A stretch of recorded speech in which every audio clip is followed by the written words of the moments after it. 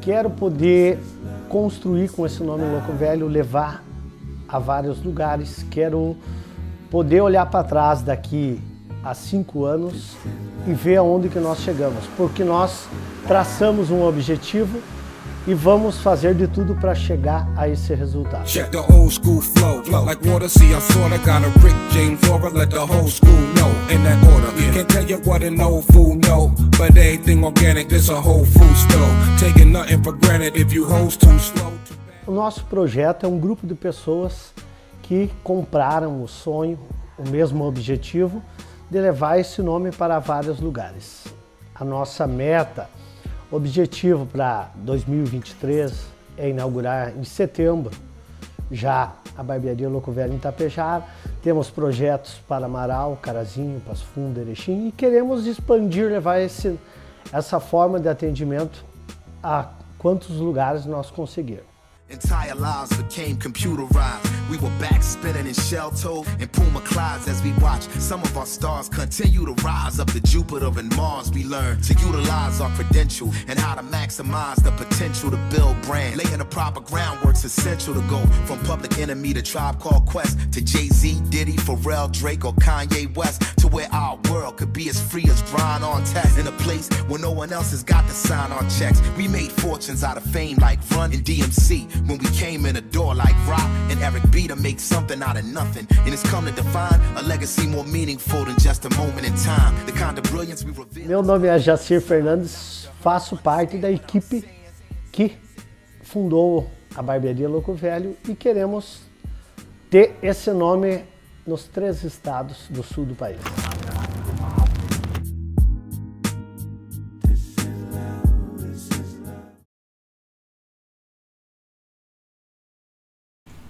Bom dia para quem é do dia, boa noite para quem é da noite. Está começando o 6º episódio do podcast O Despertar. O Despertar ele conta com o apoio da barbearia Louco Velho e do Hotel Belé.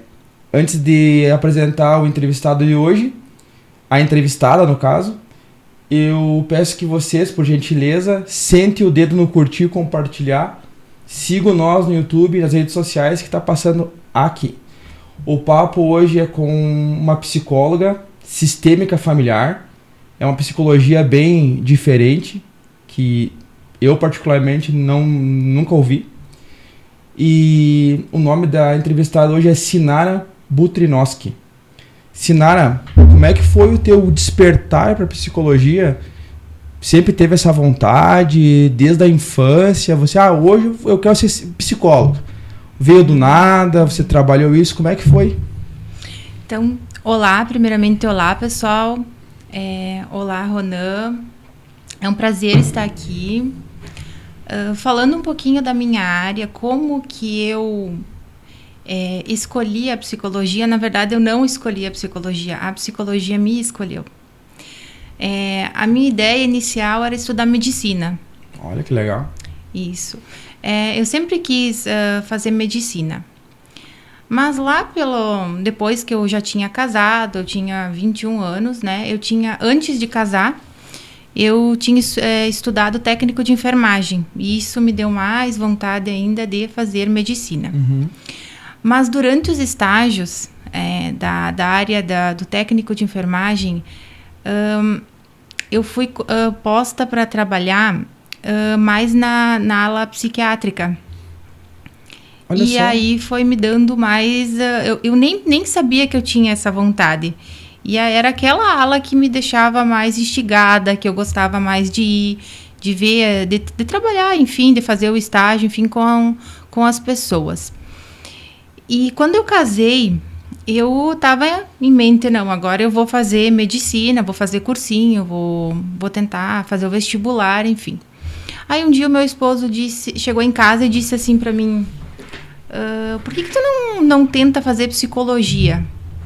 Eu andei conversando com umas pessoas e eu achei tão legal a psicologia. E eu fiquei pensando, nossa, eu não entendia nada de psicologia, não entendia nada, eu não sabia direito o que era a psicologia. E fui estudar para ver o que era. Quando eu comecei a faculdade, no dia do vestibular, para te dizer bem a verdade, eu nem estudei para o vestibular. Eu fui lá e fiz. Eu disse, olha, seja o que é para ser, se é para ser, vai dar certo. Claro. Fiz o vestibular, se eu não me engano, eu fiquei em 3º lugar. Bah! E eu não estudei. Olha ali. Não peguei um livro, não peguei nada, então era para ser. Era pra ser. Fiquei com aquela vontade, quem sabe um dia eu faça medicina mais para frente, psiquiatria, enfim. Aham. E fui e entrei, me botei lá. E então, quando eu entrei, para mim aquilo foi assustador. Eu não entendia nada, sabe? Eu não compreendia nada. O primeiro semestre eu fiquei, nossa, eu vou desistir porque não é a minha área, eu quero outra coisa. E até eu tranquei. Sério? Tranquei para tentar trocar para outra área. Fui em uma área, fui em outra. Até meu esposo foi junto comigo para tentar olhar para as outras áreas, para o direito, enfim. Ou tentar parar e começar a fazer cursinho para medicina. Sim. E não deu certo. Não deu certo. Aí eu acabei voltando. Voltei. Quando eu voltei, pouco tempo depois, eu engravidei. Engravidou na faculdade. Engravidei na faculdade. E foi depois da minha gestação que eu acordei para a vida. Que eu comecei a perceber muitas coisas. No meio da faculdade, mais ou menos, foi quando eu engravidei. Até lá eu ia levando. Eu gostava de algumas determinadas áreas, enfim, da área da psicologia, porque no começo geralmente é mais chato, né? É mais teoria. Né? Em todas as áreas, sim, em qualquer área, né? Qualquer área. E depois foi indo e aí eu engravidei do meu filho. Hoje ele tem 8 anos. E foi ali que eu tive que trocar de faculdade. Eu não queria trocar de faculdade, enfim, só que estava muito pesado para quem no meu caso, que eu estava com uma gestação de risco. Eu tive pré-eclâmpsia, então pressão alta, e estava muito pesado. E aí eu troquei e transferi de faculdade. E eu não queria trocar na verdade, universidade para uma faculdade. Eu não queria trocar. Mas tudo me empurrava que eu tinha que ir para esse outro... Era para ser, outro sabe? lugar. Era para ser. E aí eu fui. E aí o Enzo nasceu. Eu tive depressão pós-parto. Bah. Isso. Foi muito... Na verdade, eu já vinha com histórico. Desde criança. Eu era uma criança um pouco mais depressiva, emotiva, por qualquer coisinha eu ficava triste, enfim, eu acabava absorvendo as questões familiares de toda a minha família, e eu era a ovelha negra, né? Eu era a ovelha negra da família, aquela que via um pouco mais, que saía do padrão repetitivo dos outros membros da família. E como eu era assim, depois que eu engravidei, algumas questões que eu achava que iam ser como eu imaginava não foram, né? Não tive uma participação. Eu, na época, não achei que não tive uma participação do meu esposo, do jeito que eu queria que fosse. Sim. Mas ele deu o que ele tinha para dar, né? Sim. Só que eu queria que ele desse o que eu queria que ele desse. Claro. E como ele não tinha aprendido, ele não tinha como dar. Da mesma forma que eu tinha uma outra forma de olhar para isso. Aí então, né, depois que eu tive o bebê, foi bem complicado, foi o nascimento, a gente quase faleceu, tanto ele quanto eu. Nossa! Sim, foi bem grave, foi às pressas, ele nasceu, não tinha nem 8 meses. Caramba, não sabia disso. Isso, ele ficou na incubadora, ele não podia respirar, foi um processo bem complicado. Ele ficou 11 dias na incubadora. Eu também aumentei muito de peso. E isso me deixava também triste, cabisbaixa, né? Assim, eu ficava né? Enfim, tudo isso, todo esse processo de tu quase falecer, né? Sim. De quase perder o teu filho, e mais toda essa questão de autoestima, isso acabou me levando a uma depressão pós-parto. Mais linkado com uma colega minha de faculdade que faleceu aos 21 anos. A gente estava grávida ao mesmo tempo. E as duas tinha a depressão, a gente tinha a pressão alta. Uhum. Então, pré-eclâmpsia. E ela faleceu 10 dias depois que o meu bebê nasceu. Ela Caramba. faleceu. Isso. E o filhinho dela sobreviveu, mas ela veio a falecer. Então, no dia que o Enzo deu alta, que foi, não 10, foi 11, no dia que o Enzo deu alta, que eu estava em casa com o Enzo, veio uma mensagem no WhatsApp da turma, né, da faculdade, Uhum. dizendo que ela tinha falecido. Que loucura. Isso. E isso acabou te agravou mais Sim. o teu estado depressivo e psicológico na época? Uhum. O meu estado emocional como um todo, né? Porque Já estava fragilizado, já né? estava mal, enfim, já não estava muito bem. E com toda a gravidez, que tinha sido uma gravidez bem complicada, eu tinha muito enjoo, eu já era uma pessoa sensível. Uhum. Então, na gravidez, eu fiquei pior ainda. Eu estava muito sensível, muito dependente. Aí teve a questão da pressão alta. E aí, isso me deixava com medo, né? Daí o Enzo nasceu antes do tempo. Daí o nascimento também em si, né? Que a gente quase veio a óbito, né? Tanto um quanto o outro. E aí isso me impactou, né? Não na hora da cesárea, mas depois olhando, tô observando. Nossa, eu quase... Analisando o quadro clínico em geral, assim. Isso. Mas tu sabe que olhando pra ti e revivendo algumas memórias de infância, no caso, eu não lembro de ti sendo uma pessoa com um emocional frágil, assim.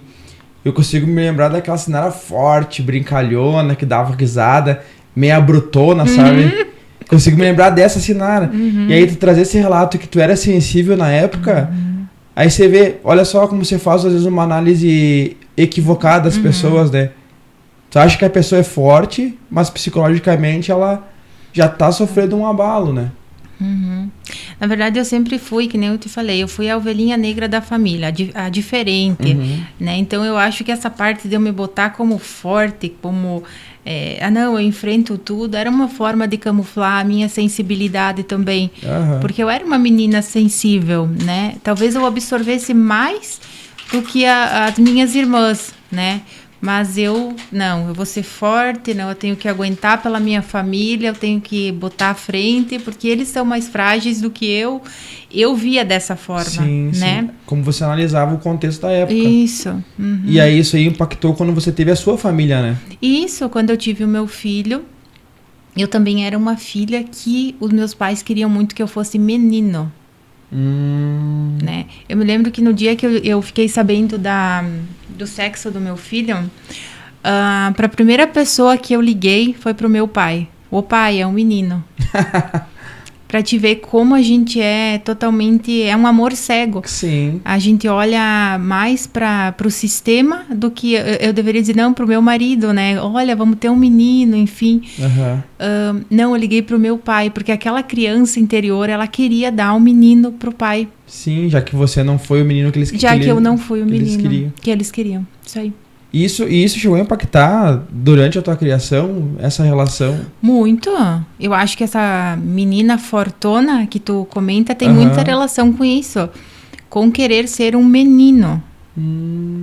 Né? Não que mulher não possa ser forte, mas naquela eu aprendi... Mas era uma criança, né? Eu era uma criança, então naquela época eu aprendi que os meninos têm que ser mais firmes, mais fortes, né? Isso...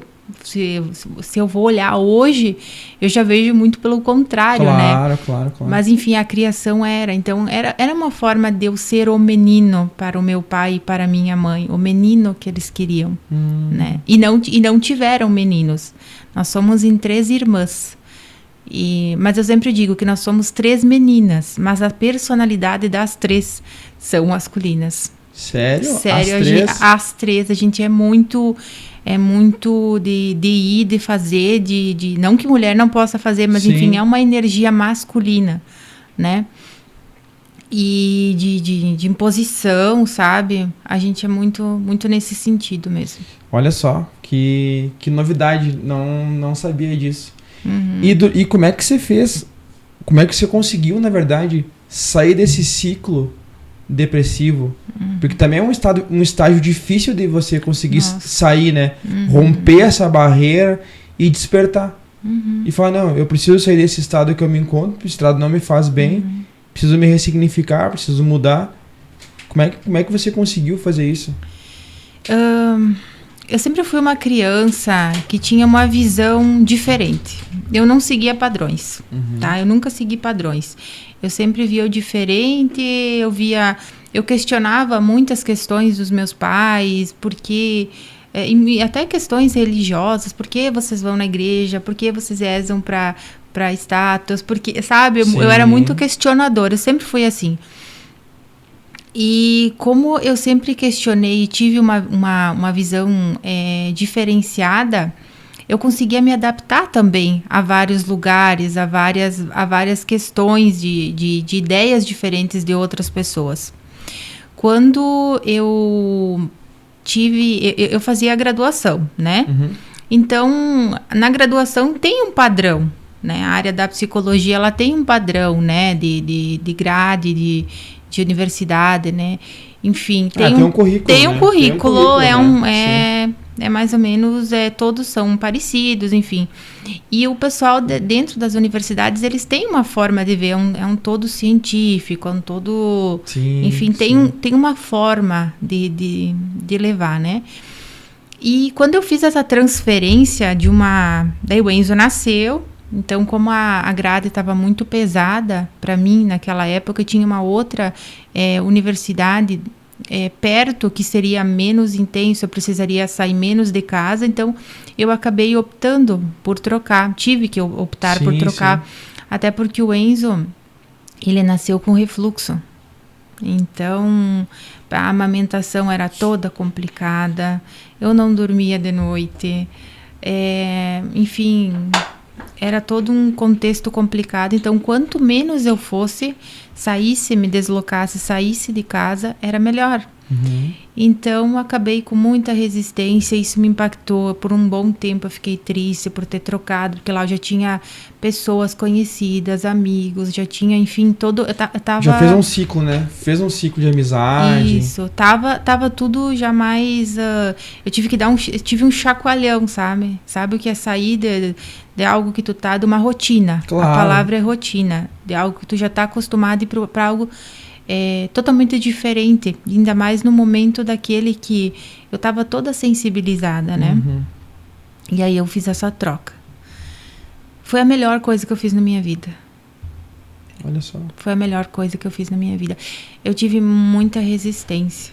Muita resistência. Resistência interna. Resistência interna para trocar. Eu não queria trocar. E eu não tive muito suporte familiar. Quando o Enzo nasceu, eu não tive muito suporte. Meus pais, eles têm uma forma de criação, não me auxiliaram muito.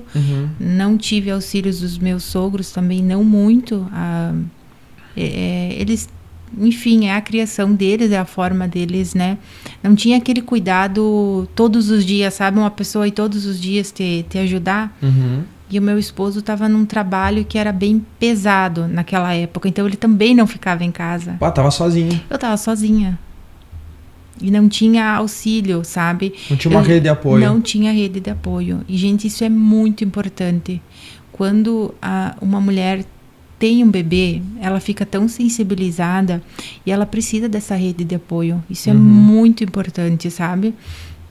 Eu acho que foi um dos motivos de eu ter entrado numa depressão grave. Por não ter, pelo menos, alguém para conversar, para desabafar, para segurar um pouquinho o bebê. Para te ouvir. Para me ouvir, né? Eu estudava psicologia, mas eu não fazia terapia. Olha só. E isso é uma grande falha, né, até dos profissionais de hoje. Muitos profissionais, eles fazem psicologia, né, e não seguem, não experimentam se trabalhar. Porque o maior segredo de um bom profissional é se trabalhar, principalmente da área da psicologia. Não tem como eu ir tratar uma pessoa que sofreu depressão pós-parto se eu não tivesse olhado para a minha dor. Uhum. Se eu não tivesse trabalhado a minha dor. E aí eu fiz essa troca. E não tinha essa rede de apoio. Foi bem pesado. Medicação toda, né? Tomava 10 medicamentos por dia. Tá louco. 10 para combater a depressão que já estava, segundo o psiquiatra, num estado gravíssimo. Ansiedade. Era depressão mesmo, sabe? Uma depressão, a gente tem níveis, né? Uhum. A leve, a moderada e a grave. Então eu tava na grave. E como é que se caracteriza uma depressão grave? Que ela é caracterizada dentro desses níveis? A grave. Tipo, que tu basicamente não tem vida, sabe? Tu basicamente não tem vida, tu tá como se fosse um zumbi andando, né? Tu não tem vida, tu não raciocina, tu só chora, tu só quer morrer, tu não tem vida, sabe? É grave mesmo. E aí, em consequência disso, comecei a ter crises de pânico. Diz que essa é bem complicada, né? Crises de pânico bem fortes, bem intensas. E eu não conseguia sair para fora de casa, tinha um risquinho no céu de um raiozinho, eu achava que ia cair em cima e me matar. O teto, porque o que acontece na depressão grave? Tu pode vir a ter alucinações. Ou tudo que aquilo que tu vê é tudo aumentado, triplicado. Amplifica? Nossa, é muito forte, né? Hoje eu olho para aquilo e digo, meu Deus, né? Não faz sentido. Mas naquele momento eu estava naquela situação. E com um bebezinho e sem rede de apoio. E o meu marido não ficava em casa. Então a tendência era cair no poço. Só para baixo. Isso, e ainda fiz a troca da faculdade, que eu não queria trocar. E para mim aquilo foi uma decadência. Foi terrível. Eu tive que encontrar novas pessoas numa situação daquela. Sim, que é até difícil relacionar, porque você não tem vontade, né? Porque tu não tem vontade, tu não quer viver, tu quer, né? Enfim. E aí foi nesse lugar que eu conheci as constelações familiares. Se eu tivesse ficado na universidade onde eu estava... Não teria conhecido. Talvez tivesse conhecido de outra forma. Ou depois, né? Mas que legal. E como é que ela se apresentou pra ti, essas constelações? E como que elas ajudaram nesse teu processo? Na verdade, a gente sempre diz que na constelação ela não é uma mágica. Sim. Mas como eu recebi ela, foi quase. Foi uma mágica. Foi. Porque eu estava já fazendo terapia. Então sim, depois que eu tive o Enzo, então eu comecei a fazer terapia, né? Eu tinha acompanhamento de psiquiatra, né? Com medicação. Eu ia na terapia, já fazia 1 ano que eu ia na terapia. Eu ia lá, desabafava, voltava, porque eu acho que eu estava num nível tão alto que nem a medicação e nem a terapia já não estavam mais dando conta daquilo. Que bárbaro, né? Isso, e como eu não tinha, que nem eu te disse, não tinha uma rede de apoio, não tinha pessoas para estar me auxiliando, então aquilo era eu e eu, sabe? Então... Era uma luta interna. Isso, quem me fez sair disso foi olhar para o meu filho. Olhar para ele. E ver, nossa, ele é tão pequenininho, ele precisa tanto de mim, eu vou ter que dar um jeito de sair disso, eu tenho que ficar boa. O meu filho merece uma mãe saudável, uma mãe que esteja mais presente, porque eu digo sinceramente, todo mundo que estava ao meu redor dizia também, as pessoas que às vezes conviviam, né, que eu era uma mãe muito corajosa, eu fazia tudo, eu nunca pedi para ninguém dar um banho no meu filho, eu nunca pedi para ninguém trocar uma fralda, eu nunca pedi para ninguém levar no médico, nada, eu fazia, mas só que era um tanto, era árduo. Eu tinha uma resistência, assim, nesse sentido, mas eu estava morta. Sim. Era muito mecânico, mas eu estava morta. E eu dizia assim pro meu filho, eu olhava para ele e dizia, não, tu precisa de uma mãe viva para brincar, para mais do que só o básico. Claro. Né? E um dia de noite tinha, eu acho que era alguma coisa da semana acadêmica, se eu não me engano.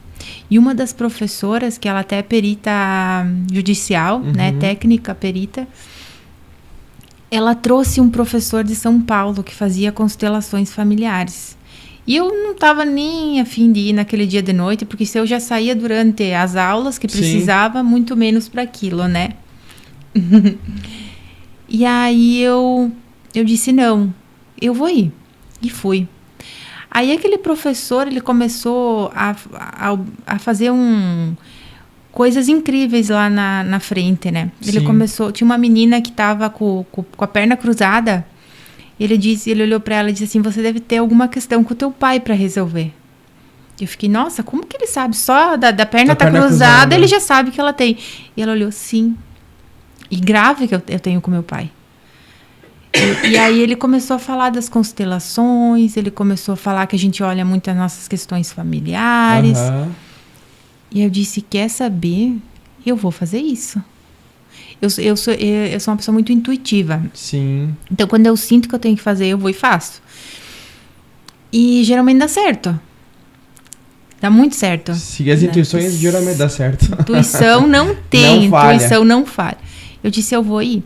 Naquela época, como eu tinha um bebê pequeno, eu não estava trabalhando, eu só estudava, o valor daquela constelação era um valor alto. Bem alto. Eu disse, não, eu vou dar um jeito, eu vou arrumar esse dinheiro e eu vou ir fazer. E eu botei na minha cabeça, eu vou ir fazer. E fui. Você fez aonde? Em São Paulo? A constelação? Não, ele era de São Paulo, mas eu fiz em Erechim. Ah, você fez em Erechim. Que ele tava pra cá, então... Sim, ele aproveitou e fez um... Isso, grupos ele fez em Erechim e fez em Passo Fundo também. E aí eu fui e fiz. Nossa, no outro dia, isso foi na quinta-feira. Na sexta eu já marquei a constelação e no sábado eu era outra pessoa. Rápido assim? Virou a chave rápido assim? Daquele dia em diante, eu nunca mais tive depressão. Que barbaridade. A gente tem a oscilação, né? Nem sempre... mas isso é questão de hormônio e humor, isso faz parte, né? Isso. Aí só foi. Aí simplesmente o psiquiatra não sabia mais explicar por que eu comecei a ficar boa. Ele disse, não, vamos tirando a medicação. Fui tirando a medicação e a psicóloga disse, nossa, mas que evolução. E assim, de dias em dias, né? E eu fui tendo uma evolução muito boa e fui saindo daquela depressão. Tanto que no dia da minha formatura, eu tava super bem. Eu tinha emagrecido um monte.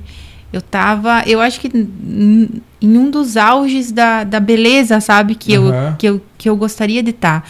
E há pouco tempo atrás eu estava péssima. Eu fui muito bem no meu TCC. Era um TCC bem complexo. Era a literatura do Freud, do Laplanche, pura psicanálise e ainda com criança. Então era... E sem rede de apoio. E sem rede de apoio. E eu fui top. Eu quase tirei 10 no TCC. Faltou pouquinho, se eu não me engano, foi 9,8.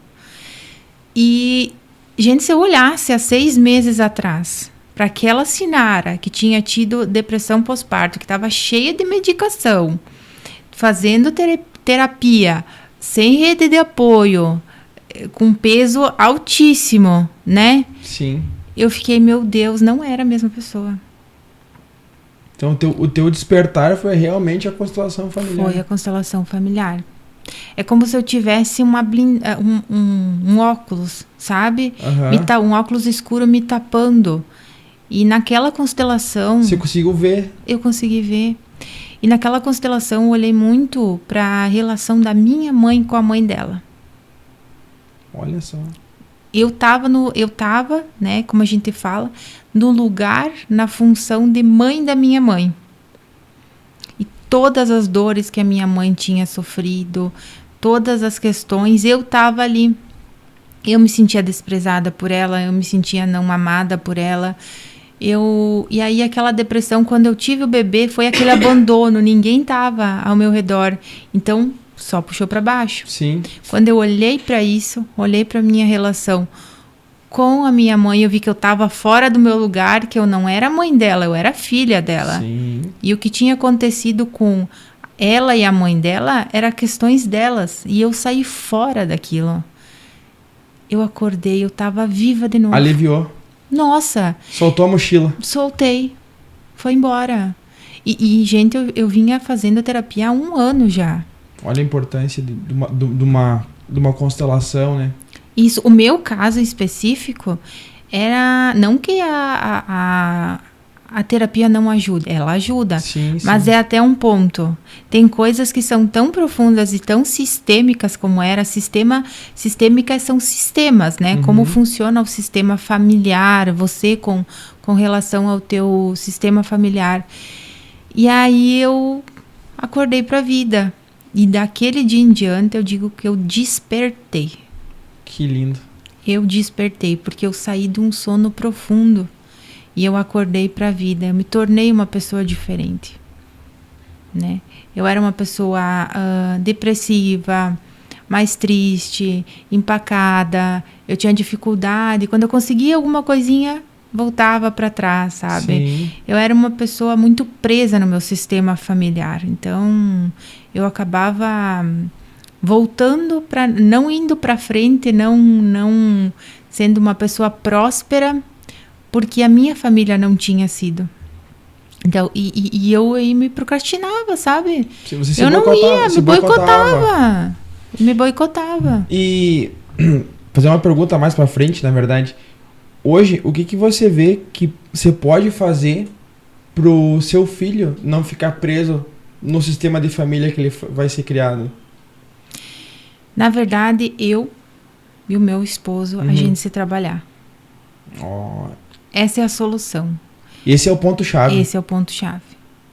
Porque o meu filho tá pegando questões, né? Ele é todo pai e mãe. Então, se o pai e a mãe conseguem se libertar dos traumas, né? Dos antepassados, dos que vieram antes, eu tô liberando automaticamente o meu filho. Quando eu me destravo, eu destravo ele.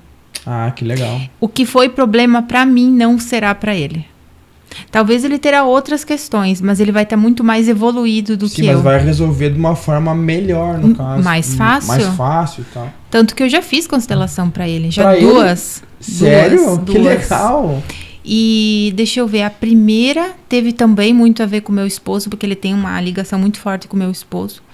E agora, na segunda que eu fiz, que ele estava com nível de ansiedade bem alto, eu fiz. E foi com esse mesmo professor, né? Hoje ele está num nível bem acima do que naquela época. Sim, tá muito melhor. Não que ele não fosse bom, mas hoje ele tá... Sim, foi se aperfeiçoando, né? Isso. E o trabalho dele com crianças é incrível, porque constelação... Trabalha com crianças também. Constelação com crianças é gatinhos pingados no Brasil. É bem poucos que fazem. Sério? Sim, porque é muito complexo, né? Se com adulto já é complexo... Já é difícil, né? Já é difícil. Isso, com criança é muito mais. Porque ele tem que entender essa relação dele, né? Onde é que ele se encaixa, sabe? Ele tem que entender isso, né? Às vezes para um adulto é difícil entender onde é que se encaixa na família. Sim. Mas para uma criança que está desenvolvendo se aperfeiçoando nesse sistema familiar. E sabe que na primeira conversa que a gente teve, você falou de constelação familiar. Eu não tinha uma ideia do que é uma constelação familiar, sabe? Eu falei, tipo, não tenho ideia do que é. Hoje eu consigo ver a constelação familiar como uma forma muito importante, sabe? E ela é legal por causa que tu consegue adaptar ela em várias coisas, né? Sim. Tu pode, não precisa... ela não é única. Você pode colocar mais coisas em cima da constelação. Que eu digo, colocar um reiki, sabe? Uma terapia. Terapias alternativas, né? Exato. E isso que é legal. Tipo, potencializa aquela ajuda, né? Tudo a gente linka várias coisas. Como eu trabalho com a psicologia, eu não faço a constelação dentro do consultório. A constelação é a parte. Hoje eu tô fazendo uma pós em constelação familiar, né? E eu faço em Chapecó. Até final de semana eu vou ter um módulo 9. Que legal. E parabéns. É bem legal. E com esse professor, né? Com o instituto dele. São vários professores, enfim, bem qualificados, muito bons. Sim. E eu não trabalho dentro do meu consultório em si com a constelação familiar, né? Porque segundo o nosso conselho não pode. ela é uma terapia alternativa, não é a psicoterapia. Sim, não é científico. Isso, mas a psicologia, quando eu vejo que tem algum momento que alguma coisa que está difícil do paciente evoluir, que está difícil do paciente ir para frente, eu sugiro a constelação. Isso. E aí, nesse momento, tu pode fazer uma constelação, que ela vai fluir assim, olha, é que foi o meu caso. Claro. Eu fazia todas as outras. Ficou um ano em terapia e isso, não fluiu, não isso. fluiu.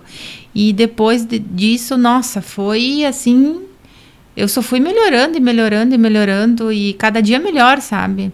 Tem os momentos que a gente... Mas isso é normal. As pessoas têm uma ilusão que acham que a felicidade deve ser uma felicidade constante. Mas a felicidade constante, ela não existe. Em momentos tu tá feliz. Em momentos tu tá triste. E faz parte. É assim que a gente funciona. Sim, o nosso... A gente é feito assim, né? Você vai ter picos de euforia, você vai ficar triste... Sabe? Sim, são momentos, né? Momentos. É igual que eu falo, se eu comprar um carro, por exemplo, hoje, né? Você vai lá, compra o carro, nossa, tô muito feliz. 3 meses depois já não tá mais tão feliz. Não. Sabe? Aí aquele carro fura o pneu, já tu não gosta mais daquele carro. Então, a felicidade é muito relativa, né? Depende muito Na verdade, eu sou assim, uma pessoa assim, eu não busco a felicidade. Porque eu vejo a felicidade em pequenas coisas. Mas isso sabe? É felicidade. Tipo, olhar pra minha filha... ficar um domingo em casa com a minha família. Tipo, isso me torna feliz. Mas é uma construção. É uma construção.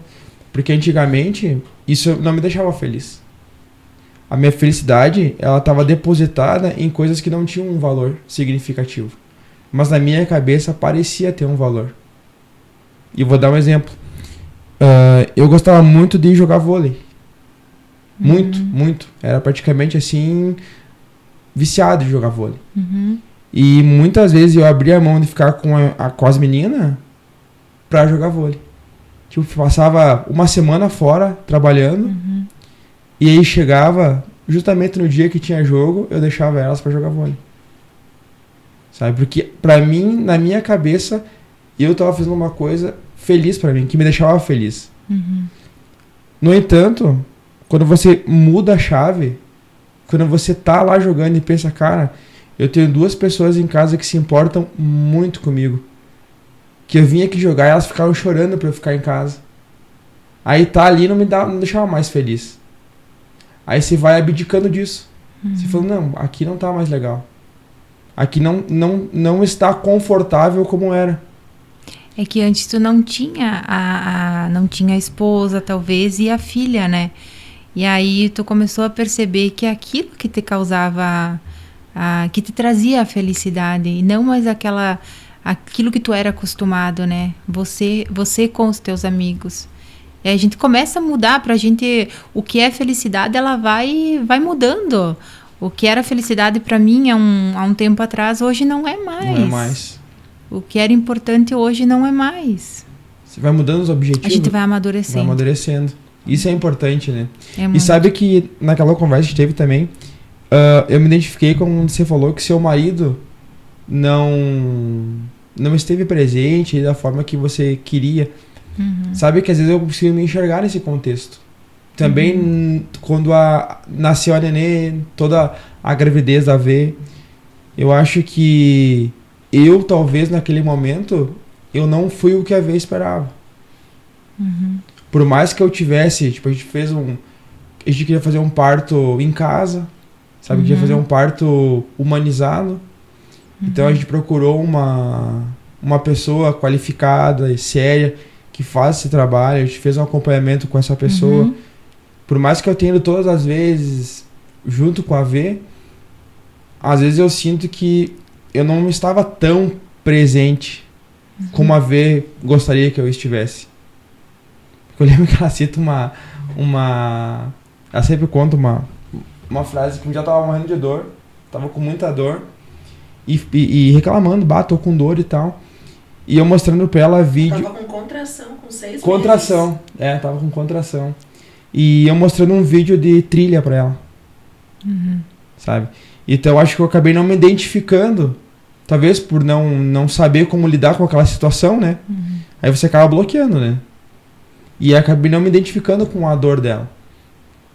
E isso nos distanciou naquele momento.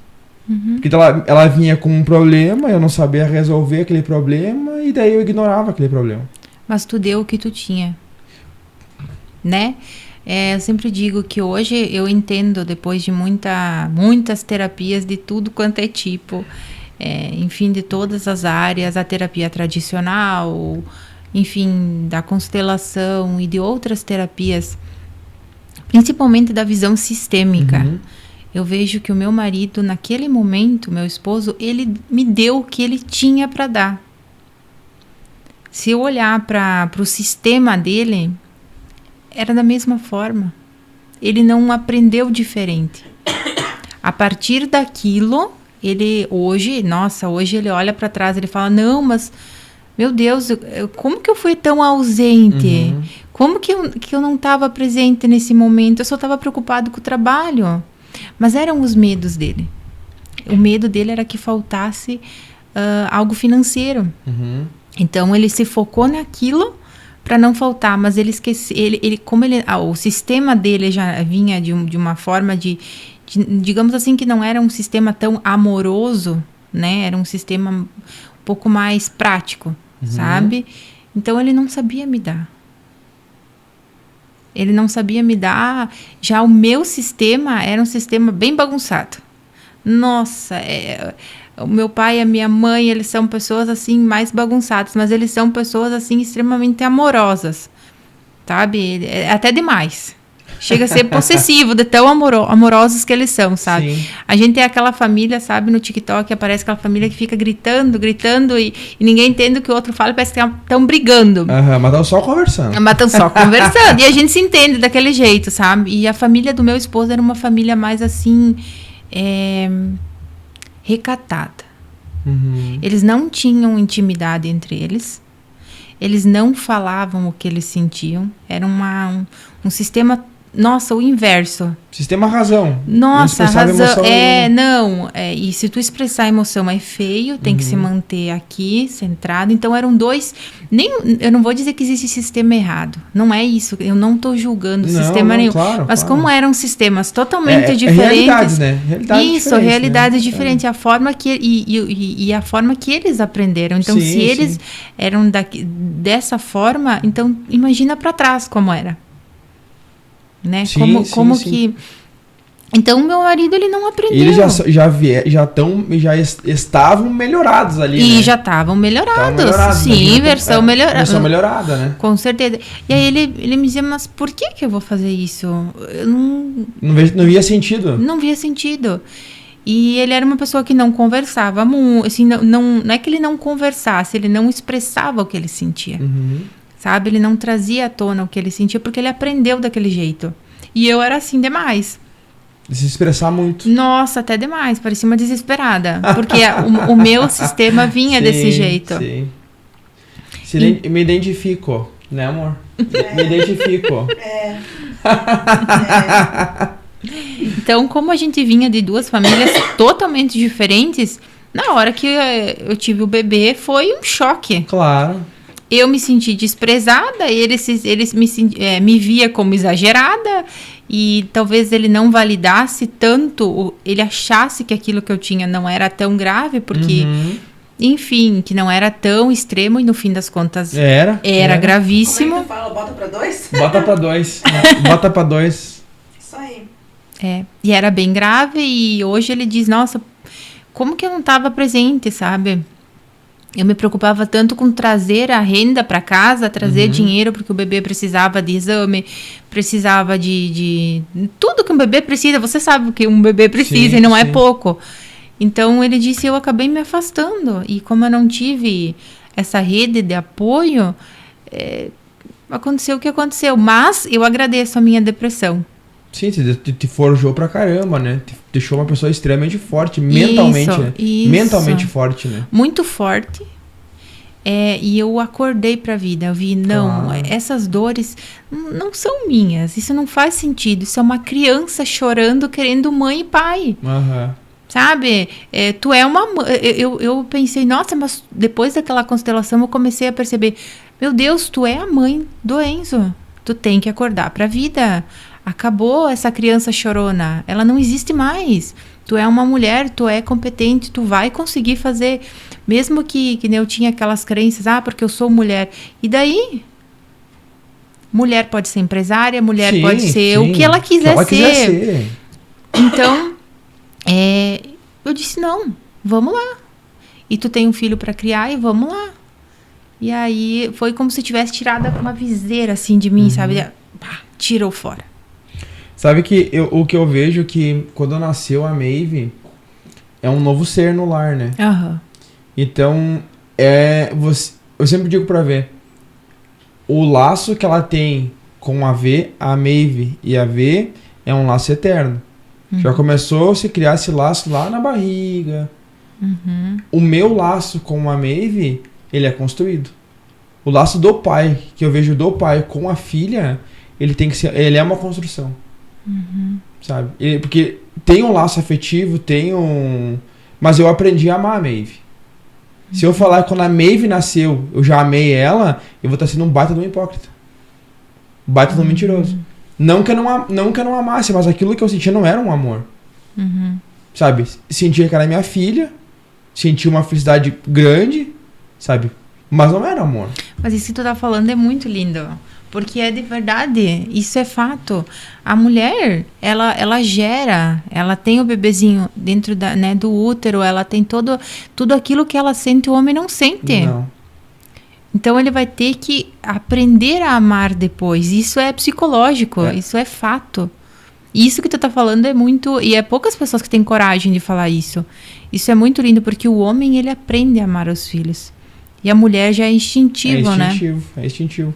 E aí eu acho que nesse aprender a amar foi um ano. Não aprendi a amar no outro dia. Dei banho no mesmo dia, no meu colo. Fui construindo a relação, trocando fralda. Mas eu ainda era aquele mesmo cara egoísta antes de ter a nenê. Como a gente cresce depois de um filho, né? Eu era a mesma pessoa. Mas demorou um ano esse processo. Sabe? Um ano a ver falando, cara... tu tem uma família agora, tu tem uma filha agora. Tipo, um ano de chacoalhão, sabe? Tu tem uma filha. Olha só, ela tá chorando por ti. Mas aquilo dentro de mim, tipo, não tinha aquele fogo. Entendeu? Tinha uma brasinha. Uma brasinha ali. E eu vejo que se você não alimenta essa brasinha pra se tornar uma chama, morre. Morre essa brasa. Ela vai apagar. Aí isso você vai ter que alimentar. E foi alimentando. Quando deu o start, falou, não, cara, tem uma família agora, tem uma filha, muda tudo. Pra mim foi assim. Talvez nem pra todo mundo seja esse processo, sabe? Mas esse processo de amar a Maeve realmente foi um processo. Sabe? Isso é fato. Até a mãe, né? A mãe, que nem eu te disse, ela tem a parte do instinto de proteção, né? Às vezes dá umas falhas em mães que não fazem esse processo de proteção, enfim. Mas geralmente tem aquele instinto. Só que aprender a amar o teu filho, eu te digo, até para uma mãe, é aprender.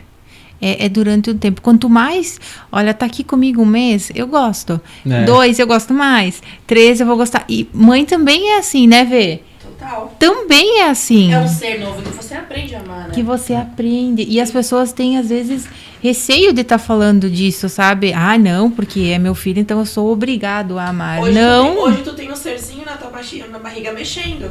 Você não sabe como ele vai ser, você não sabe nada. Amanhã ele tá ali fora, você tá olhando, você tá aprendendo. É tudo novo? É tudo novo. Essa questão da maternidade e da paternidade é uma questão que tem que ser muito falada. Muito trabalhada também. Muito trabalhada também. Isso. Porque é uma complexidade, muda a relação de casal, o pós. Casal, da mãe principalmente. É muito complexo. E eu sou sincero em dizer, e a V também pode até confirmar. Eu não soube lidar com o pós da V. Não. Hoje, se a V engravidasse de novo, nós tivéssemos... Seria diferente. Eu chorava todos os dias. Porque hoje, como a Cami fala, eu estou um outro Ronan, Aham. sabe? Eu estou um outro Ronan, diferente do que eu era no passado. Uhum. Então hoje ia ter um cuidado muito melhor com a V, sabe? Ia ser diferente, por quê? Porque eu cara, quando a V falou que tava grávida, eu não sabia nem o que tava acontecendo. Tipo, como é que eu vou fazer agora? Como que é esse processo? Como é ser pai? Como é ser pai? Pra mim, naquela época, era incogitável ser pai. Como que vai ser agora? Como que foi a tua relação com o teu pai? Como que foi a relação do meu marido com o pai dele? Sim. Então, Não, com o meu pai, sempre foi tranquila a relação minha e do meu pai, assim, a gente dá super bem. Hoje, menos. Menos por questões, assim, divergência de ideias, assim. Então, não é que a gente se distanciou, mas a gente conversa bem menos. Porque eu acabei vendo que se meu pai fosse fazer uma constelação familiar, ele não se desprendeu da família de origem dele. O meu também não. Não se desprendeu. E ele não consegue ver a família que ele constituiu como uma família. Isso. Sabe? Então ele tá preso naquele sistema de trás. Então se eu ficar colado naquilo ali, eu vou continuar repetindo aquele ciclo. Isso, excelente. Então eu tive que descolar. E esse descolar, ele gera uma divergência de ideia, de pensamento. Gera isso. E isso é natural. Então, eu amo meu pai, gosto do meu pai, me respeito, tudo. Respeita como aquela pessoa que te deu a vida. Respeito ele. No entanto, a gente tem uma divergência de ideia. Mas quando a gente é criança, eles sempre fizeram praticamente tudo por mim, né? Eu não posso, não tenho queixas assim pra dizer deles, assim, até foram super protetores demais. Teve um excesso de proteção, sabe?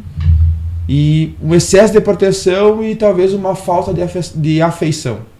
Uma falta de afetividade. Era muito automático. Automático. Quando você descreveu a relação com teus pais ali, eu não consigo me lembrar, por exemplo, de uma relação do meu pai brincando comigo. Eu lembro que uma vez você fez uma pergunta, tu lembra dos 3 aos 7 anos, eu não consigo ter uma lembrança do meu pai brincando comigo. A minha mãe algumas vezes.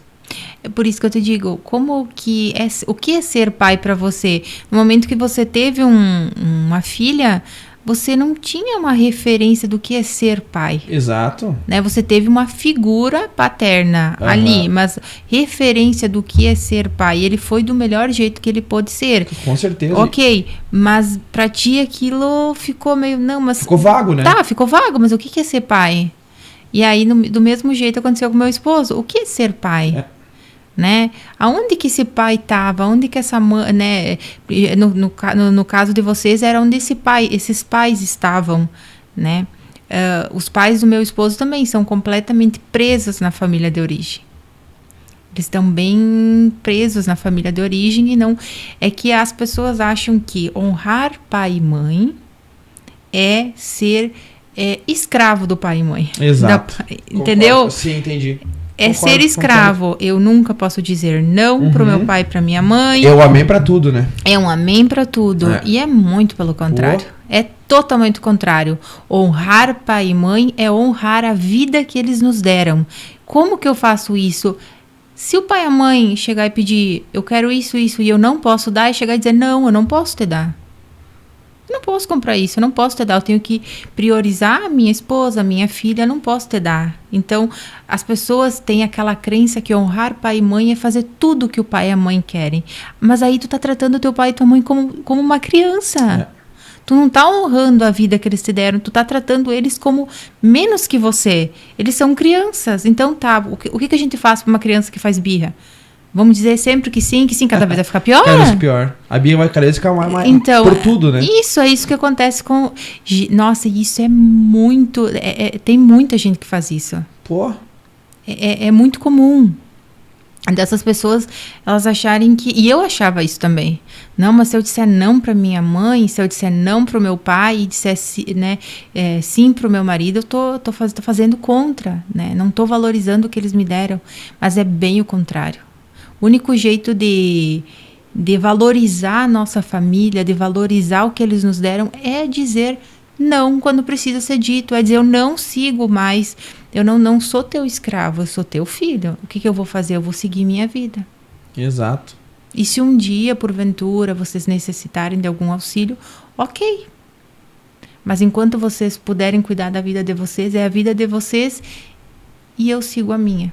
Porque sendo feliz e próspero, fazendo o que a gente gosta e seguindo com a nossa família, a nossa família atual, né, que existe a de origem, que são nossos pais, e a família atual.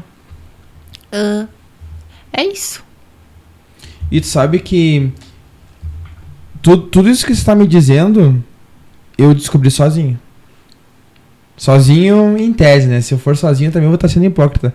Mas a V me ajudou assim, ó, muito nesse despertar. Desse despertar de falar não. Sabe? De aprender a dizer não. E também, claro, tem a questão da nossa religião, que ajudou assim, ó. Tudo foi... se ajustou. Tipo, a AV me ajudou. Vem a questão da religião também, que me ajudou assim, ó, pra muitas coisas, pra tudo praticamente. E esse romper de elo realmente foi assim, ó, quando eu disse não, ó, não, agora vocês não me interferem mais na minha vida. Foi aí que começou a mudar. Só que aí que veio o atrito.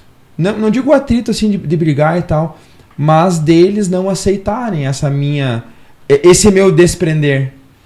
Porque eles me veem como aquela criança de 10 anos.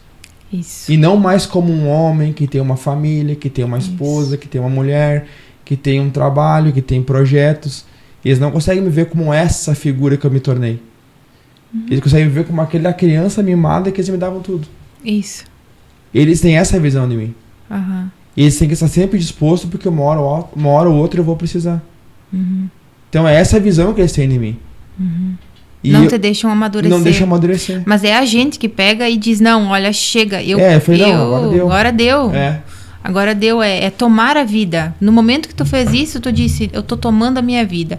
Eu tô dizendo, eu tô me colocando como Ronan.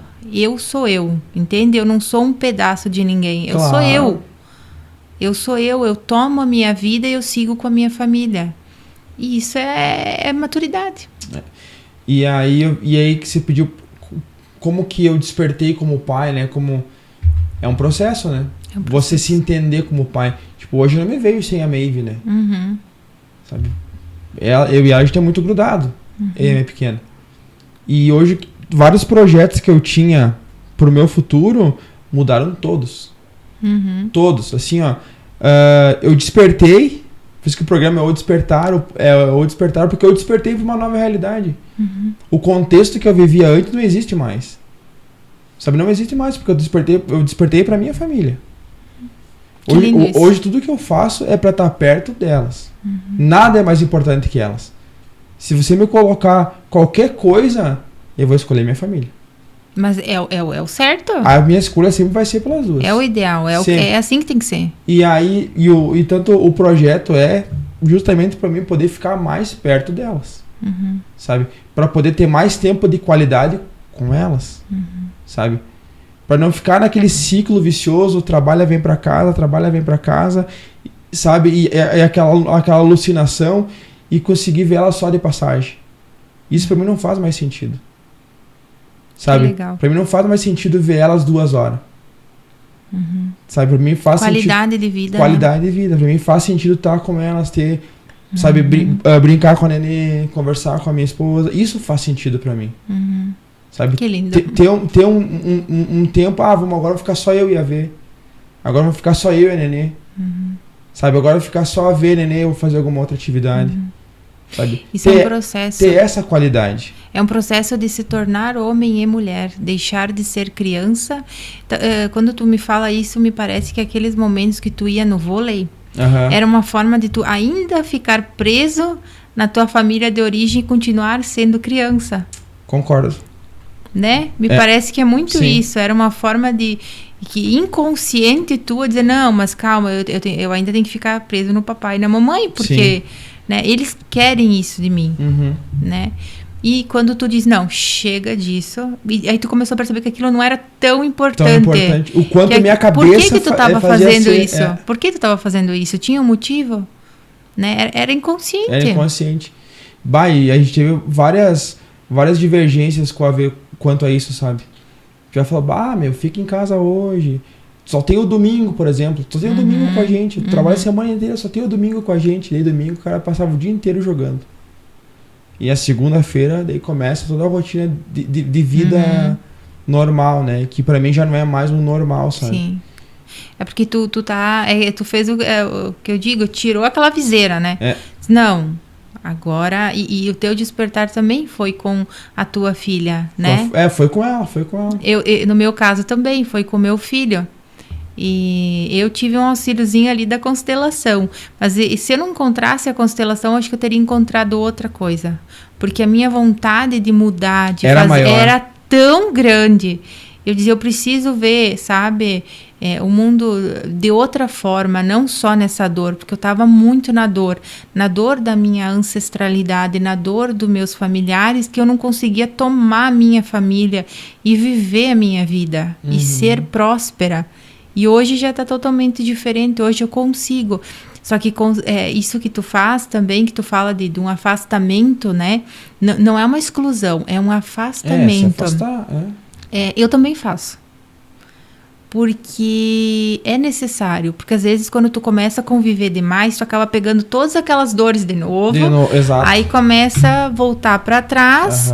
E então tu diz, não, vamos se ver uma vez por mês, uma vez cada 2 meses, e cada um tem a sua vida, senão aquilo começa a repetir dentro de você, né? E aí tu começa a se boicotar, a não ir tão bem no que tu estava indo bem, por amor cego a esse sistema, né? Eu não sei se eu definiria como um amor, sabe? Eu acho que é mais como você tá acostumado e não querer se desprender.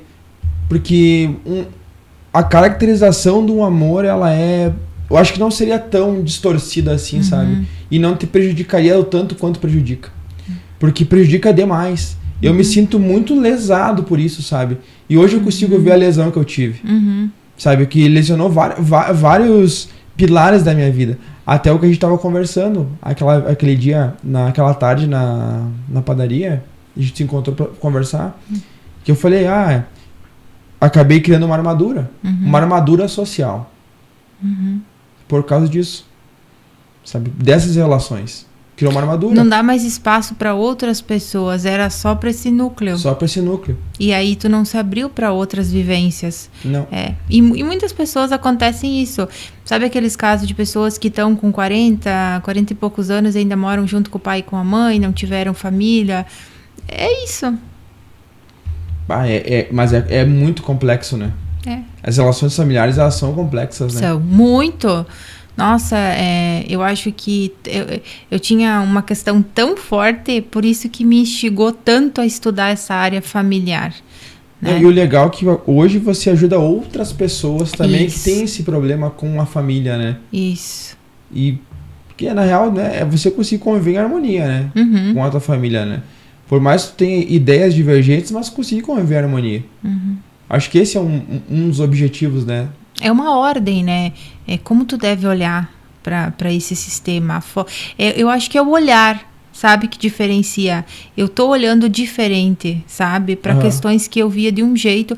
Eu achava, né? Eu aprendi que filhos têm que ser escravos dos pais. Eles têm que fazer tudo o que os pais querem porque os pais deram a vida. Eles têm que cuidar dos pais na velhice, eles têm que ser presos totalmente. Então, primeiro lugar é o pai e a mãe, depois vem a família. Eu aprendi assim. Hoje, a minha visão mudou. Por quê? Porque as constelações, a psicologia, enfim, tudo que eu experimentei em mim, né, e a minha família atual, meu marido e meus filhos, eles também se trabalham. Então, isso mudou a minha visão. Eu vi que não é assim. Isso nem é amor, que nem tu disse. A gente fala na constelação que é amor cego, mas de certa forma é cego, porque não é aquele amor bom, aquele amor saudável. Que constrói, não, edifica, ele só vai né? te fazer mal. Só vai te fazer mal. Sabe aquele eu tenho um professor que ele sempre diz que o filho que cuida do pai e da mãe na velhice, sabe? Aquele que quer ser que é o cuidador, que ninguém pode cuidar, que só eu, sabe? Desce um veneninho assim pela boca. Por quê? Porque ele tem segundas intenções para ele estar fazendo isso. Sim, ele ainda concordo também contigo. Ele ainda tá esperando que aquele algo, pai... Né? Algo. Ele tá numa... ele ainda tá na criança dele, esperando aquele pai e aquela mãe dizer, eu te amo. Bah. Sabe? Ele tá fazendo tudo. Ele não tá cuidando da família dele atual. Ele esquece filho, ele esquece netos, ele esquece para ir cegamente cuidar daquele pai, daquela mãe, e ele pode fazer o que ele quiser. Aquele pai e aquela mãe não vão dizer para ele. Ele tem que encontrar aquilo dentro dele. Dentro dele. E olhar para aquela criança de 0 a 7 anos que não ouviu esse te amo. Olhar, a gente diz que a gente não trabalha o nosso pai e a nossa mãe físico, né? Na teoria sistêmica, a gente trabalha o nosso pai e a nossa mãe dentro de nós. Como foi a nossa relação com o nosso pai e a nossa mãe dos 0 aos 7 anos. E se eu não lembro, como é que eu faço? Mas as tuas atitudes, os teus comportamentos, as tuas vivências no hoje, elas vão repercutir. Isso, ele vai trazer para fora. Né? Ele vai trazer para fora. De alguma forma, por exemplo, essa tua experiência com a tua filha. De alguma forma, quando tu era criança, faltou. Né? Você entendeu o que faltou. Né? Não quer dizer necessariamente que foi fora, assim. Sim. Mas dentro de você ficou faltando. Então, você não sabia dar. Né? Mesmo você não lembrando tecnicamente de como foi, as tuas vivências hoje vão te fazer voltar lá para trás. Porque não soube lidar com a situação, né? Isso, até tu aprender. Até aprender. Quando tu aprendeu, tu te liberou. Tá ok. E tu liberou a tua filha. No momento que tu diz, não, agora eu sei ser pai e eu faria diferente, aí você liberou a tua filha para também ser uma mãe, para ter um homem que vai ser um bom pai. Ou uma mulher. Não tem ou uma mulher, ou enfim, que vai ser um bom companheiro naquele momento de maternidade, se for adotivo, se for gestado, enfim. Um bom companheiro ou uma companheira para ela naquele momento. Então, tu libera isso para ela. Isso é muito legal. A gente fala com a vez sempre de romper o ciclo, né? Rompeu. A nossa geração, tipo, eu e a V, a gente formou um escudo. Mas o escudo que eu digo não de proteção da Maeve. Quando você fala um escudo, você pensa, esses pais aí, eles formaram um escudo e uma doma na filha. Muito pelo contrário. A gente criou um escudo pro que veio de trás de nós, família, antepassados, bateu ali e não passou. Ficou ali. A partir de agora, a gente vai pegar essas experiências que foram boas, que teve coisas boas, aplicar as boas, e as que não foram legais, a gente ressignifica elas. Sabe, a gente transforma elas para uma experiência legal para passar para nossa nenê.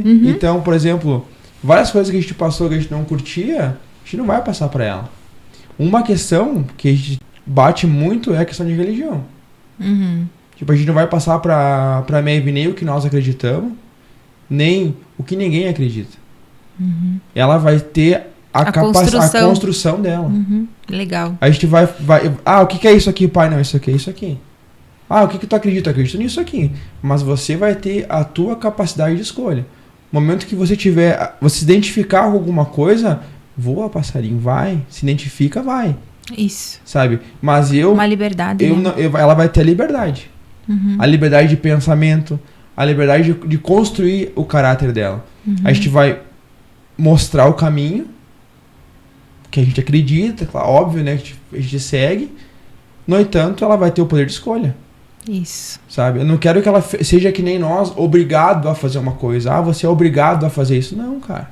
Tu não é obrigado a fazer nada. Você é obrigado a ser quem você deve ser. Eu me identifico muito com isso. Porque é dessa forma que a gente está criando o Enzo também. Não vou obrigar ele a seguir uma religião, porque eu acho que em alguns casos isso acaba enquadrando muito, né? Limitando a pessoa de evoluir, né? Então, quando ele tiver adulto, ele vai se decidindo. A gente explica que Deus é um contexto maior, que não é um homenzinho, né? Esse era Jesus, é uma outra forma de ver. Porque um dia ele chegou em casa, assim, com um desenho e botou tinha um homem desenhado em cima de uma casa com asinhas. Daí eu pedi pra ele, o que é isso, filho? É Deus. Mas quem te disse que Deus é um homem? Quem te disse que Deus é assim? Mas eu aprendi que Deus, as pessoas falam. Bom, filho, eu vou te dizer que Deus, eu acredito muito que Deus é uma energia maior. Não tem uma figura específica. Daí ele começou a pensar, sabe? Começou a avaliar. Mãe, Deus é a coisa boa que acontece na nossa vida. Deus é um passarinho que está voando. Deus é a natureza. Deus também são as coisas negativas que acontecem na nossa vida, que vêm para nos auxiliar, sabe? Para crescer como pessoas. Então eu não vou limitar ele e dizer que Deus é um homem. Deus é tudo. Deus é o bom, Deus é o mal, né? Porque tudo faz parte. Para mim, é isso. Então, eu não quero limitar ele. Então, acho que me identifico muito com o que tu fala, porque ele pode escolher ser o que ele quiser ser, como ele quiser ser. Não precisa ser algo que eu disse, não, tu tem que ser assim. Exato. Porque assim, eu vejo que eu e a V também, eu falo bastante da V porque é o contexto que a gente viveu, né? Tipo, eu vivi num contexto católico, nasci num contexto católico e a V num contexto evangélico, sabe? E isso foi imposto pra gente. A gente não teve esse poder de decisão de falar, eu não quero isso pra mim. Sabe? Isso aqui não faz sentido pra mim. Não, a gente era obrigado a fazer isso. E no momento que você é obrigado a fazer uma coisa, você acaba não experienciando aquilo ali, porque tu é obrigado. Porque tu é obrigado. Então tu já vai com ranço pra aquele negócio que tu vai fazer. Já vai com nojo e com desprezo. Não que hoje eu tenha ranço. Tenho ranço hoje, dessas religiões que te limitam, tenho ranço. Mas também não critico quem acredita. Cada um faz o que quiser, sabe? Se faz sentido? Pra pessoa faz sentido, tá 10, entendeu? Tá 10. O problema é que tem muita gente que não faz sentido e tá seguindo porque tá ali, tá só seguindo. Tá só seguindo. E aí a Camille, não, a gente que fala, seja livre, sabe? O que você quer ser? Você quer ser tal X coisa, beleza, então a gente vai dar a liberdade pra você ser isso, sabe? Eu não pretendo que ela seja uma superdotada, sabe que... Não, cara, ela vai ser o que ela quiser ser, ela tem a liberdade pra ser o que ela quiser ser. Quer namorar um guri, namora, quer namorar uma menina, namora, faz o que te faz feliz. Seja feliz, te faz bem, vai ter teu pai e tua mãe pra te apoiar. Sabe? Também penso assim. Tu sempre vai ter uma casa pra voltar. Isso tu pode ter certeza. Tu vai lá, quebra tua carinha, que tu vai fazer parte que vai te construir. Isso. Vem aqui, a gente te acolhe, te cura tuas feridas, tu vai de novo. Isso. Entendeu? Eu vejo o nosso estar aqui como pai e mãe, seja isso. Sabe? Estar presente quando ela precisa. Mas não superproteger, não defender ela da vida. Porque a vida ela vai bater muito duro. Nossa. Muito duro. E como, né? Sabe? E essas batidas da vida, ela vai ter que aprender a tomar. Ela vai ter que tomar isso aí. Ela vai ter que se frustrar no amor. Ela vai ter que se frustrar no trabalho. Faz parte, né? Faz parte. Ela vai ter que aprender a lidar com isso. Se eu quiser proteger ela disso aí, eu vou cair num baita de um erro, porque eu nunca vou conseguir. Eu não vou conseguir blindar ela disso aí. Não, nem tem como. Se blindasse, não seria bom pra ela. Não, e ela vai ter que se blindar, ela vai ter que aprender a fazer isso aí. Então, essa construção que a gente vê que ela é um pouco diferente, assim, em forma de pensar, assim, meio que bom que você compactua com o nosso pensamento, que a gente vê que não tá sozinho, né, amor? Não, eu penso dessa mesma forma. Nossa forma de pensar. Eu sim, A gente lá na nossa família também, tanto eu quanto meu esposo, ambos fomos criados em religião católica também. O meu esposo também, ele tem muita aversão, sabe? Ele detesta, sabe? E eu, na verdade, assim, para te dizer sinceramente, se uma pessoa encontra a fé dentro da igreja católica, ok. Tá 10. Ela tá certo, evoluindo claro. dessa forma. Mas no meu ver, eu não encontrei aquilo que eu queria. Eu não encontrei aquela fé que eu queria, não vi significado para minha vida. Quando eu me libertei mais e comecei a ver que Deus é muito maior, no meu ponto de vista, que Deus é algo maior, E que tantas coisas negativas, né, que a gente diz que é importante para a criança crescer, para a gente se evoluir, enfim, quantas coisas positivas, isso faz parte, no meu ponto de vista, de Deus. Então, foi ali que eu me encontrei. E me encontrei na fé. E a fé é muito importante, né? Não a fé cega, não a fé cheia de coisa para te travar aqui ou te travar lá. Não, se eu não fizer isso, então eu sou uma pessoa que não tem fé. Não é desse jeito. A fé que te liberta. A fé a fé que me tirou da depressão. A fé que me fez ser a pessoa que eu sou hoje. Essa fé.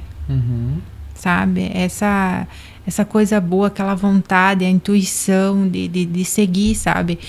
Eu sempre digo que talvez eu não fosse uma profissional que conseguisse ajudar muitas pessoas se eu não tivesse passado pelo que eu passei.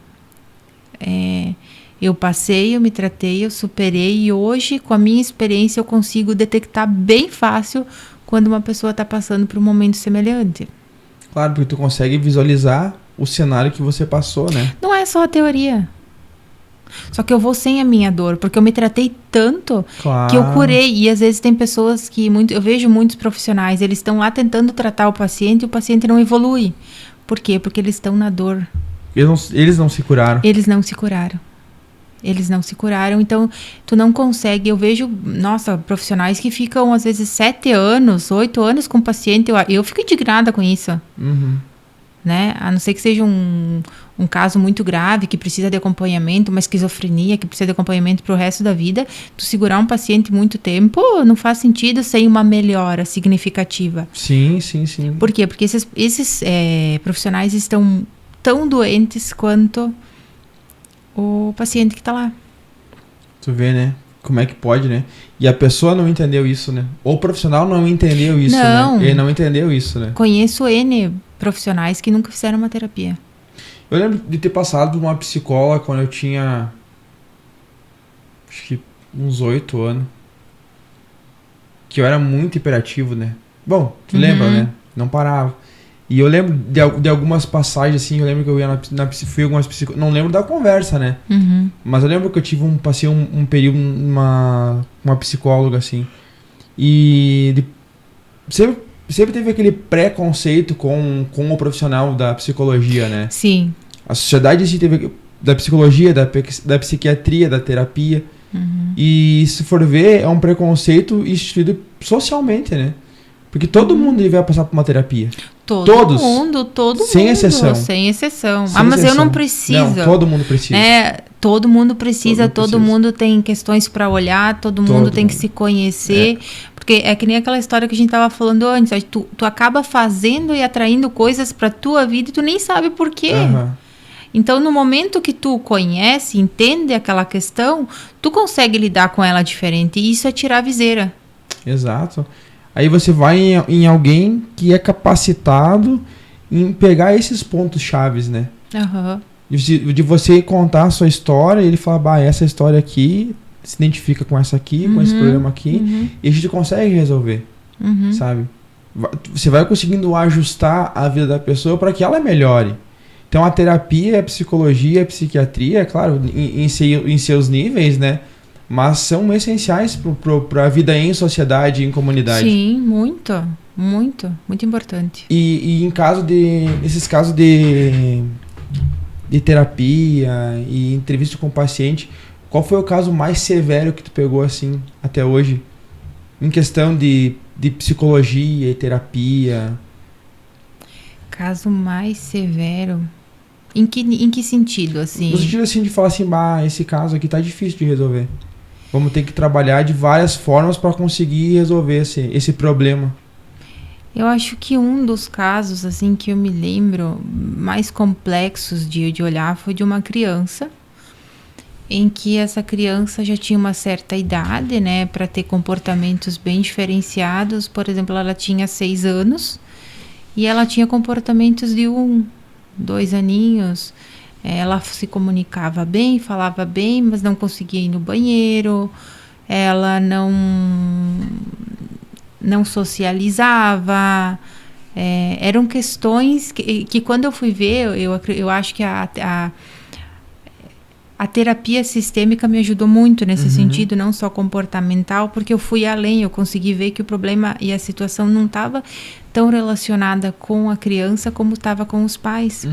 Então, eu acho que essa visão sistêmica de estar olhando muito além do que... Se eu olhasse para aquela criança, eu poderia colocar que ela tivesse algum problema cognitivo, enfim, um autismo, se eu olhasse específico para ela.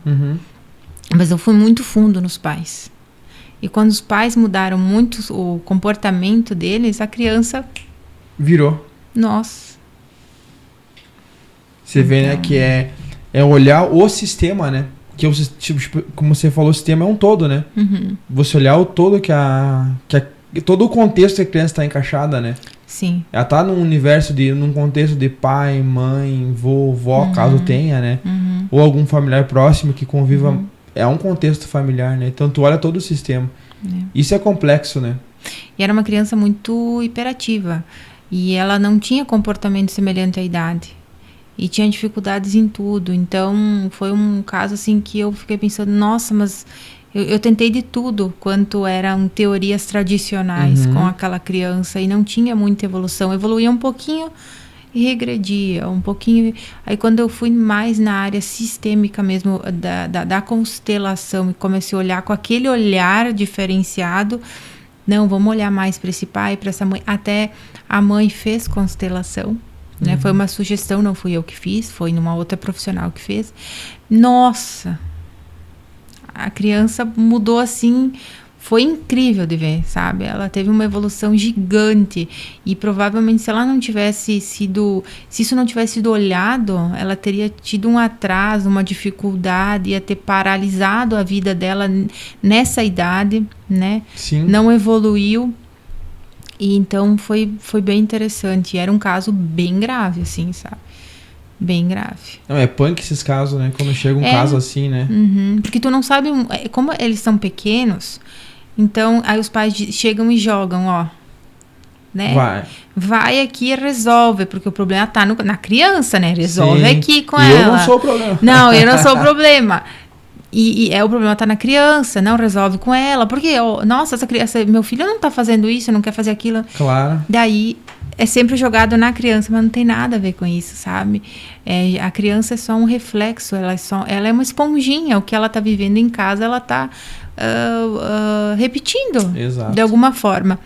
Então, quando tu olha... E aí, eu fiz muitas sessões com esses pais. Então, e sabe, esses pais foram pais extremamente dedicados. Tu via que eles queriam mudar. Não, eles queriam. Não, quando eles perceberam que a questão estava com eles, não, a gente vai fazer de tudo pro nosso... Para o nosso filho melhorar. E sabe, é incrível quando o pai e a mãe se botam e se juntam e se ajudam para essa criança melhorar. É incrível o trabalho.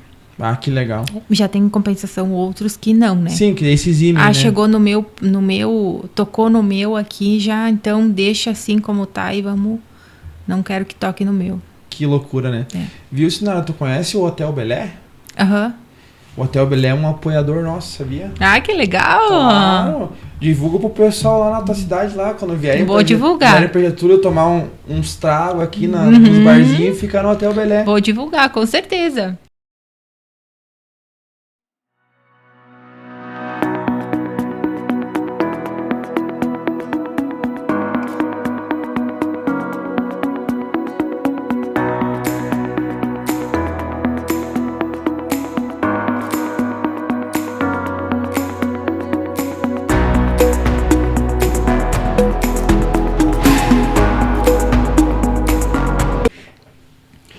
E nessa questão a gente falou de criação, de filhos e tal. Eu queria perguntar pra ti, como uma mãe ou um filho que vive num ambiente narcisista consegue sair desse ambiente ou consegue entender esse processo de narcisismo sofrido pela mãe ou o marido que faz na esposa, não faz não, né? Mas que a esposa que sofre pelo marido, marido narcisista. Como é que faz esse processo de tratamento, diagnóstico? Na verdade, o narcisismo, ele bate, né, com a sociopatia. Então, não quer dizer que a pessoa seja isenta de sentimentos, né, de empatia com o outro, mas ela vai gostar de causar sofrimento, né. Um narcisista, ele tem sentimentos, mas são mais direcionados a ele, né. Então, por exemplo, por um filho, o impacto de um narcisista com um filho é grande, tá? Esses filhos geralmente saem bem adoecidos. Então, é muito difícil de tu identificar geralmente o que se indica, quando criança é bem complicado, tá? Vai ter muitos problemas, a criança vai ter muitos problemas, ela não vai ser confiante, ela vai ser uma criança um tanto depressiva, ela não vai ter autoestima, né? Porque ela tem uma pessoa que está reforçando para ela o quanto ela não é boa. Que por exemplo, uma mãe, a mãe vai ter, eu sou boa, né? Eu sou maravilhosa, você não é. Então, tu imagina o impacto disso numa formação de personalidade de uma criança, e essa mãe e esse pai que vão estar dizendo o quanto essa criança não é boa. Então, insegurança né? Então, o impacto é muito grande.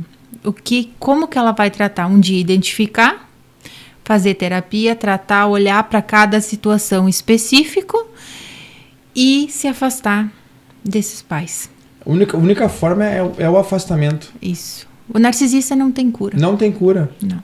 Nem com psicologia, terapia? Não, porque ele não se importa com outras pessoas a não ser ele mesmo. Ele não vai aceitar, no caso? Não, ele não tem. Mas é só se afastando mesmo para conseguir. É só se afastando, isso. Porque o problema está no filho. O filho que não é bom o suficiente, o filho que não serve. Então, causa uma disfunção muito grande na vida dessa pessoa. Ela vai ficar totalmente debilitada. Né? E esse filho pode vir a ser narcisista por ter uma mãe narcisista ou um pai narcisista ou não? Isso muito depende, tá? A forma que você vai pegar. Mas geralmente é depressivo, ansioso, alguém que não se sente uma pessoa boa o suficiente, inseguro o tempo todo, né? Geralmente é isso. Pode desenvolver sim, mas geralmente vai ser para outro lado, para o lado de se sentir uma pessoa incompetente, sabe? E se excluir em muitos sentidos. Que loucura. Você falou que o narcisista ele se assemelha ao sociopata, né? Isso. E ao psicopata é diferente? Psicopata e sociopata é a mesma coisa. Ah, a mesma coisa. É a mesma coisa, é só uma forma de falar, enfim. Tem teorias que se associaram mais a uma ou mais a outra, enfim, mas o significado é o mesmo. O narcisista ele seria um grau menor, não seria tão grave. Né, ele seria algo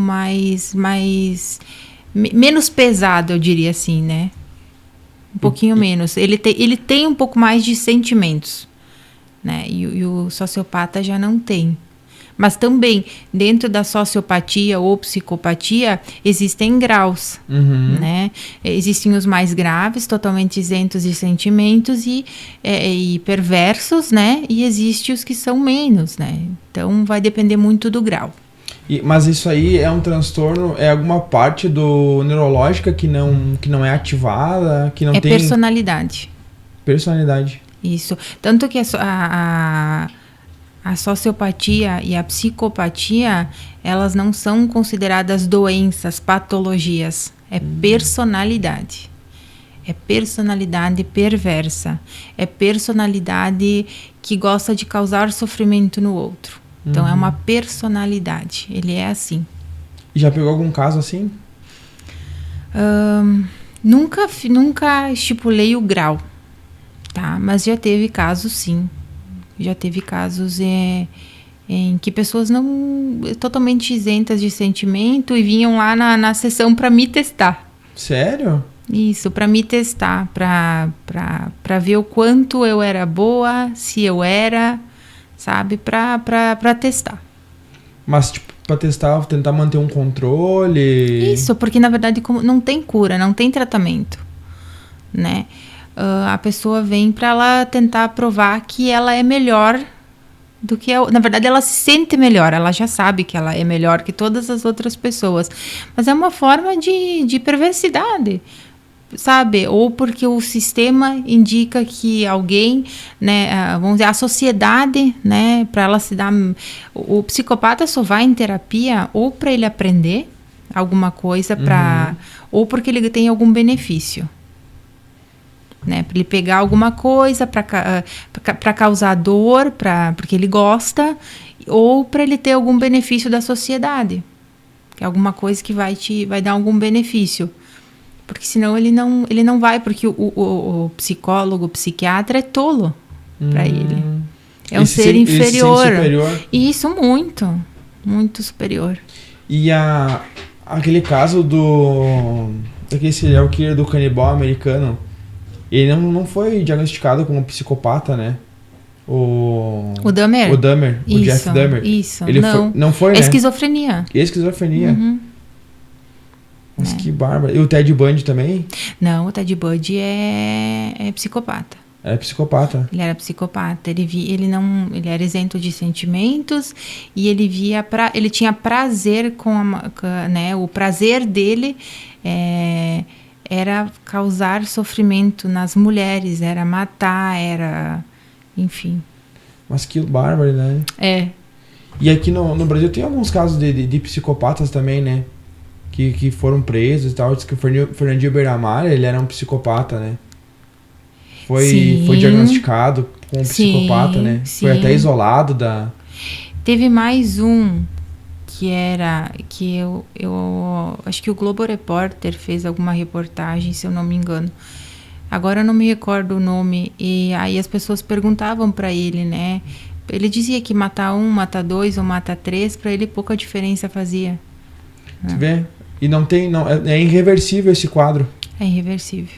E ainda não se tem estudos, né? Mas e como é que faz pra... Não tem como uma pessoa assim viver em sociedade? Como é que vive em sociedade com uma pessoa tipo já diagnosticada? Uhum. Sabe? Na verdade, ela se pegar, por exemplo, uma pessoa com comportamento... na verdade, já é desde criança, tá? Uhum. Desde pequeno, a pessoa vem apresentando comportamentos diferenciados, ela não tem empatia, enfim, muitas questões. Então, tu começa desde pequenininho a observar. Vai depender muito, cura não tem, mas vai depender muito da forma que ela vai ser educada. Se ela vê que a forma que ela está sendo educada, aquilo traz benefícios, né? Para ela vai seguir mais dentro da sociedade. Entende? Porque o ambiente para o sociopata ou psicopata, ele vai influenciar muito. Porque já tem aquela perversidade, já tem aquilo dentro de si. Mas se tu tiver um pai e uma mãe, né? Que vão tentar te colocar dentro das normas para ti, tu vai aprender a se portar de uma forma mais pacífica, ok? Mas se o ambiente for tóxico, só vai somatizar aquilo que já está presente na pessoa. Que legal. Uhum. O ambiente interfere diretamente no que a pessoa vai... Sim, muito. Até tem casos que no Dahmer, né? Sim. Ele não era psicopata, né? Claro que ainda se tem muitos estudos em cima dele, estão pesquisando, enfim. Mas até que se saiba, ele não era psicopata. Ele tinha esquizofrenia, delírios, né? Mais somatizado com outros distúrbios, enfim, outras questões. Mas o ambiente influenciou muito nele. Influenciou muito na forma que ele lidou com aquilo. E não teve suporte, né, familiar, enfim. Não teve nada de suporte. Ele se sentiu abandonado. Sim. Somatizou ainda mais, né? Na real, eu vejo que parece que tentaram suavizar a história dele, né? Porque se tu pensar por esse lado desse vitimismo, você acaba se solidarizando com a história dele, né, no começo, né? E tentando apagar o que ele fez diversas famílias passar, né? Uhum. Mas o bacana do seriado foi a questão do final, né? Eles dedicaram as famílias, as né? pessoas, sim, né? Sim, mostraram Mas eu também acho que eles romantizaram bastante romantizaram o Dahmer, né? O Dahmer, claro. É. Também concordo. É pra vender, né? Vender uma imagem, né? Isso. Mas o que ele fez é extremamente cruel, né? Eu particularmente não gosto dessa forma de romantizar psicopatas. É. Porque isso cria muita influência. Sim. E as pessoas começam a se comparar e aquilo é bonito, aquilo tá... Olha a Suzane, né? Sim. Ela matou os pais e eles estão tratando ela, estão dando tanta mídia para ela que ela virou uma heroína, entre aspas, né? Então tu tá dando benefícios a pessoas que fizeram coisas negativas, né? Para a sociedade, não coisas positivas. Sim. Mas é igual a história lá da mulher que matou como é que é o cara das pipoca? Não me Amor, recordo. como é que é o cara das pipoca? O Yoki. Que matou e colocou o cara na mala. Tá. Fizeram... Romantizaram ela totalmente, né? Não que ele fosse uma... Não, a gente não sabe o contexto que ela vivia, né? Mas a forma com que ela fez, fizeram ela se tornar uma vítima, né? Mas eram duas mentes perversas. Eu penso que... Mas ela não é diagnosticada como uma psicopata, né? Por ter feito aquilo. Eu acho que sim. Ela foi. Se eu não me engano, não tenho certeza. Mas eu acho que ela foi diagnosticada sim como psicopata.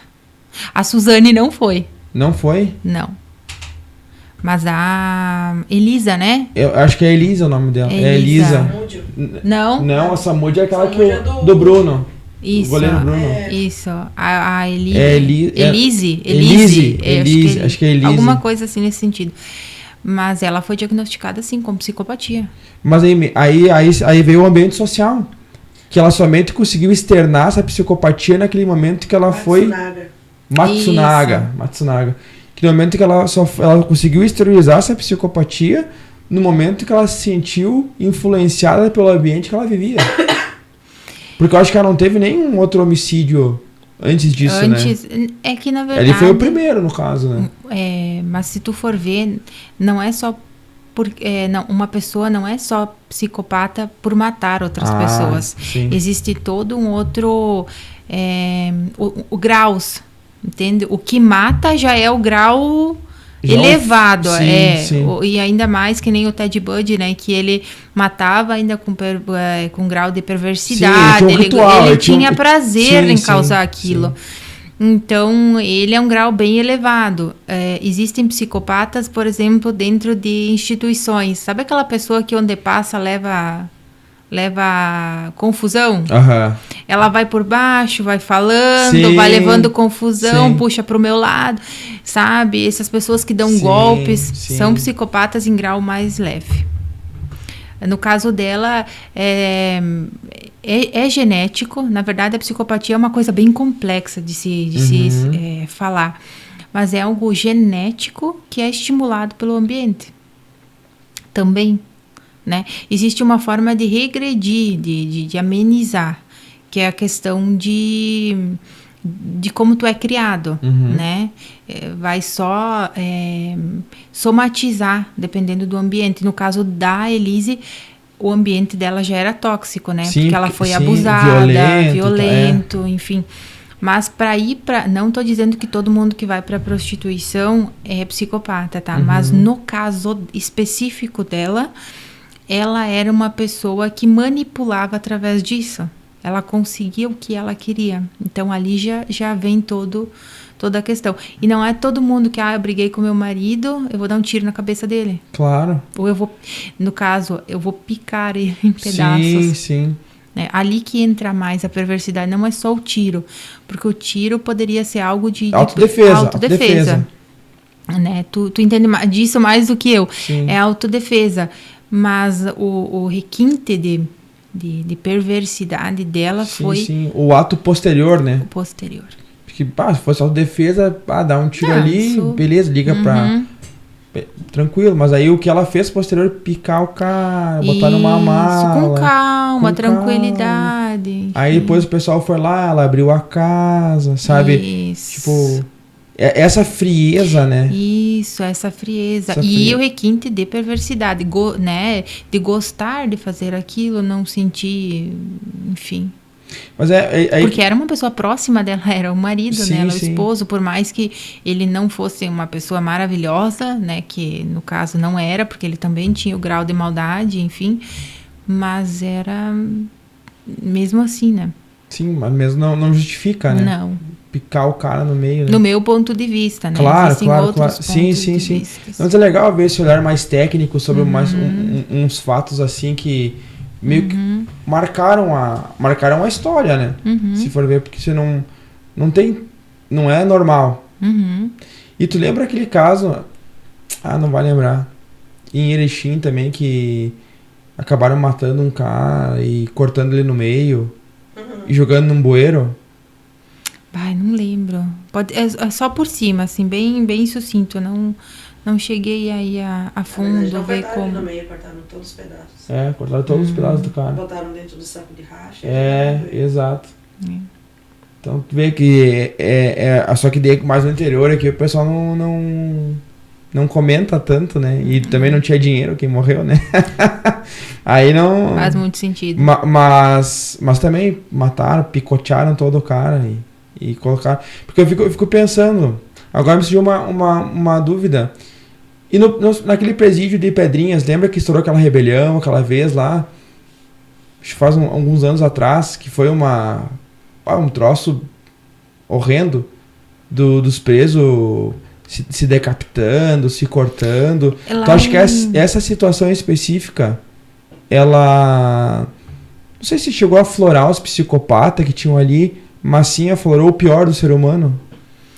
Eu acho que o pior do ser humano, né? Aí que no caso ali tinha uma mistura de um pouco de tudo, né? Tinha até pessoas inocentes.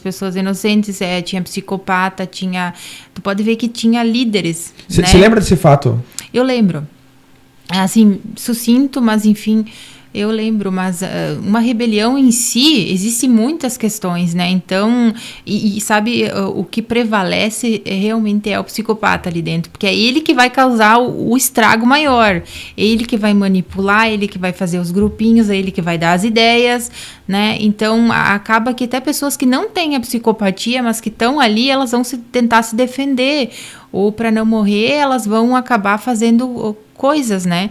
Então, mas eu acho que o que prevalece até nessas rebeliões, enfim, em tudo, é bem essa questão do psicopata. Ele é o líder, né? Então, Sim. ele vai manipulando as situações.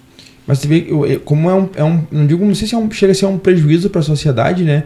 Mas ele é complexo de lidar, né? De uma sociedade lidar com uma personalidade assim. Eu acho, no meu ponto de vista, e tem muitos cientistas, muitos psicólogos, psiquiatras, enfim, que falam. Tem a doutora Ana Beatriz Barbosa, que ela fala muito sobre isso. Tem um livro dela, Mentes Perversas, né? Muito legal para ler. Aquele livro, ele é bem simples, mas ele explica muito, né?